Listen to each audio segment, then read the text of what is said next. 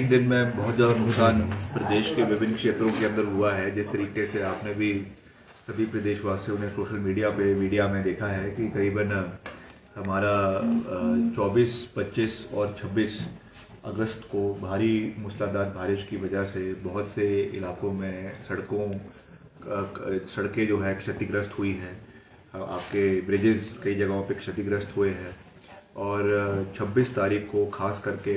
जिला कुल्लू के मनाली क्षेत्र में ओल्ड मनाली में जितने हमारे ब्रिजेस थे वो बह गए हैं।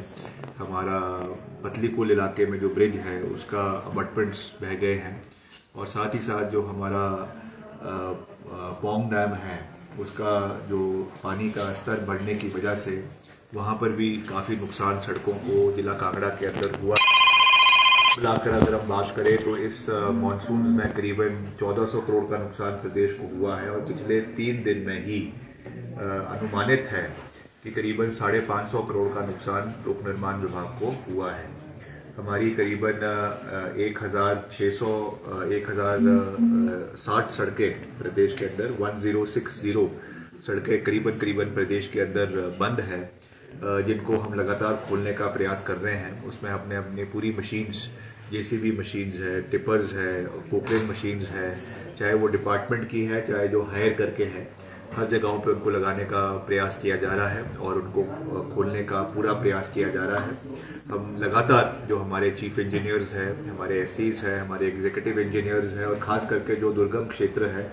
वहाँ के अधिकारियों के साथ मैं लगातार संपर्क में हूँ और उनका पूरा ग्राउंड रिपोर्ट हम लगातार ले रहे हैं। अभी विधानसभा का सत्र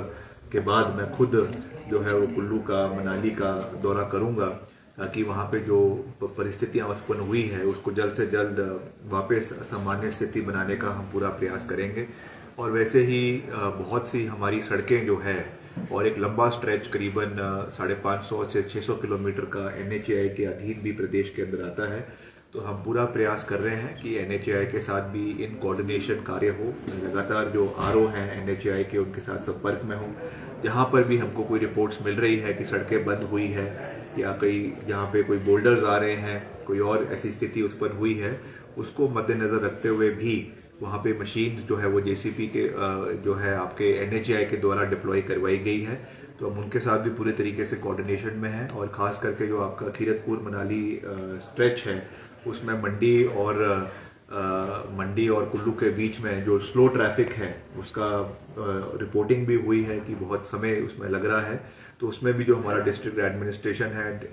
डिप्टी कमिश्नर कुल्लू और डिप्टी कमिश्नर मंडी से भी मैंने इस विषय में बात करी है। वो भी स्थानीय जो वहाँ के PD है उनके साथ इन टच में है और उसमें पुलिस मूवमेंट के लिए जो भी कोऑर्डिनेशन डिपार्टमेंट की ओर से, पुलिस की ओर से, सरकार की ओर से करवाई जा सकती है, हम करवाने का पूरा प्रयास कर रहे हैं।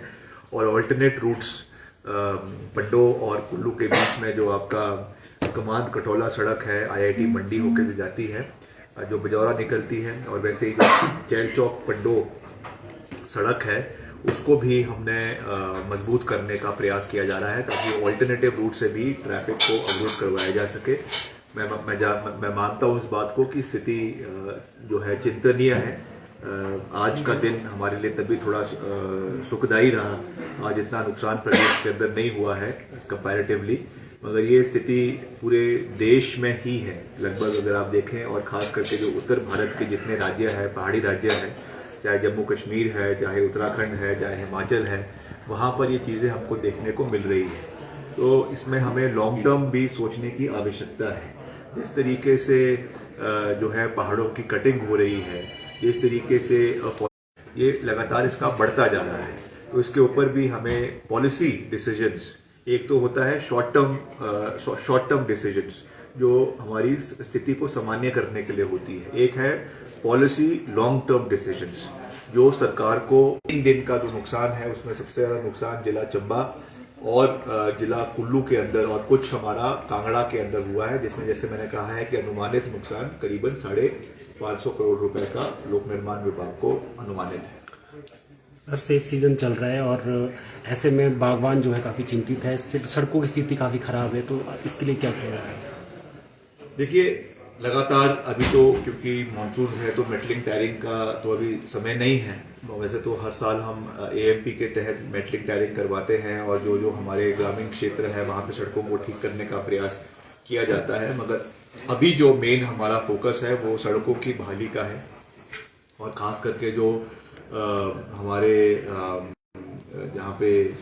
हेवी ट्रैफिक है, खास करके हमारे जो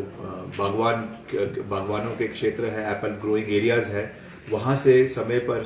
जो माल है वो मंडी में पहुंचे। उसके साथ साथ हमारे फ्लोरिकल्चरिस्ट भी बहुत है, मैंने विधानसभा में भी अभी कहा, क्योंकि उनका भी समय के ऊपर जो फूल वो उगाते हैं वो जो है मनी ड्रिवन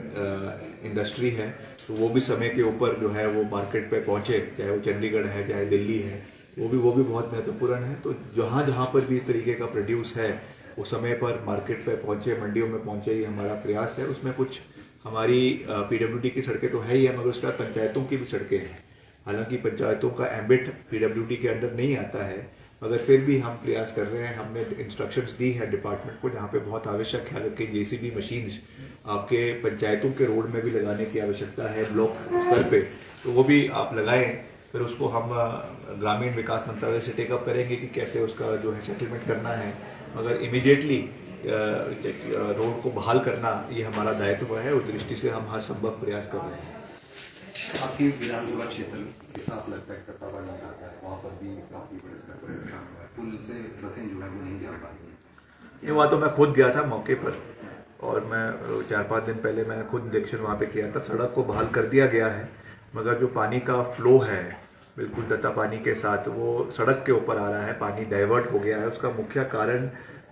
सिल्टिंग है। जिस तरीके से जो कोल डैम है उसमें लगातार सिल्ट बढ़ता जा रहा है और उसकी वजह से जो है वो बैक वाटर में पानी जो है वो बढ़ता जा रहा है, उसकी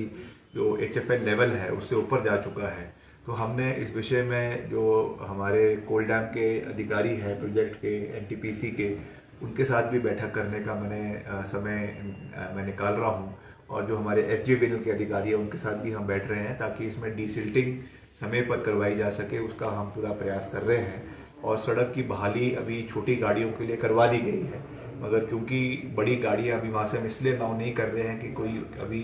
उसमें कोई एक्सीडेंट हो सकता है या ऐसा उसमें हैवी ट्रैफिक वहाँ से जाएगा तो नुकसान हो सकता है। तो जैसे ही उसमें स्टेबिलिटी उसकी मजबूत होती है तो हम बड़ी गाड़ियों को भी वहाँ से जो है वो अलाउ करने का पूरा प्रयास करेंगे।